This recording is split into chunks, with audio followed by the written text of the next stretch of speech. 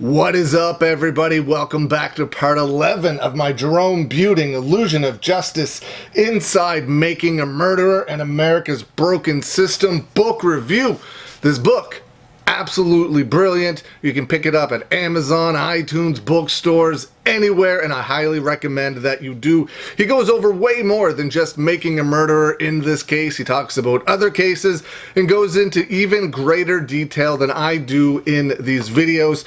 So if you're into this case, if you're into this story, definitely pick this book up. You will not regret it. It is an incredible read. But here we go, part 11.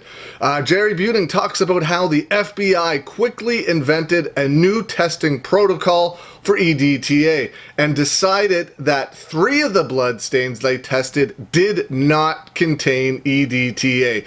This meant that in the opinion of the FBI, the blood would have had to have come from Steven Avery and was not planted. Now, here's where I have my problem with that. I've stated this in a few videos before.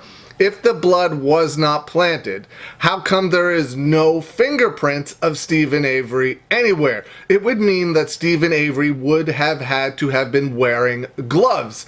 But if he was wearing gloves, he wouldn't have been bleeding all over the car. And if he wasn't wearing gloves, bleeding all over the car, there would have been his fingerprints everywhere. So, makes absolutely no sense to me. Also only tested 3 of the 6 stains that they had. The defense used an independent lab auditor, which stated that the FBI's tests were unable to determine that the preservative was definitely not present, only that it had not been detected by the use of their protocol. Now it's time for the closing arguments, a huge part of every case. In the closing arguments, the defense stated that they were not accusing police of killing Teresa Halbach, but they were accusing them of planting evidence to make Steven Avery look guilty. And I completely agree with that. There are some people out there that believe the police had something to do with the killing of Teresa Halbach. I personally do not believe that, but I do believe they most likely do know who did it. And even if they don't know who did it, that it is, in my opinion, that they allegedly planted the evidence to frame Steven Avery. I honestly don't think they care who did it. They knew who they wanted to get for this crime, and they got him. And they did it by doing anything necessary to get him, allegedly. Also in closing arguments, they talk about how someone deleted voicemails in Teresa Halbach's phone before she was reported missing. Talks about how Bobby Dassey and Scott Tadak were each other's alibis. Talked about how the last person to see Teresa Halbach alive was Bobby Dassey. And he stated that if that is true, maybe that makes him the killer. The state did not like that. And Ken Kratz, of course, objected, but the judge allowed it to continue. Now, during the jury's deliberation process, one of the jurors had a family emergency and could not continue. After going over a few options with Steven Avery, they decided to have one of the alternate jurors rejoin the trial, but this also meant that the jury needed to restart the deliberation process from scratch.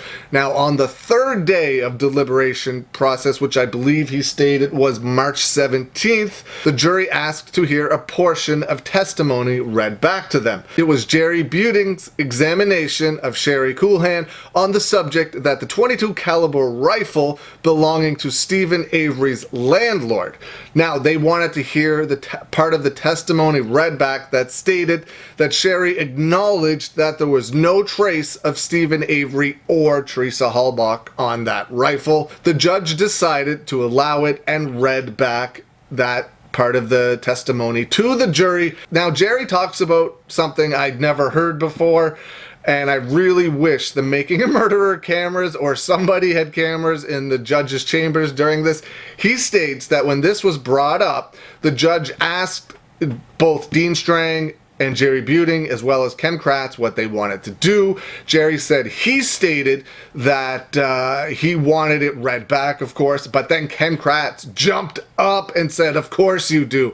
And that led to almost a physical altercation between Jerry Buting and Ken Kratz. Jerry states that he took a few steps towards Ken Kratz, felt like popping him, but Dean Strang jumped up in between them, separated them, and the judge raised his voice and told everybody to calm down. So Jerry took a few steps back, regained his calm. But man, how amazing would it have been to hear of or see Jerry Buting just popping Ken Kratz right in the jaw, dropping him cold in the judge's chambers.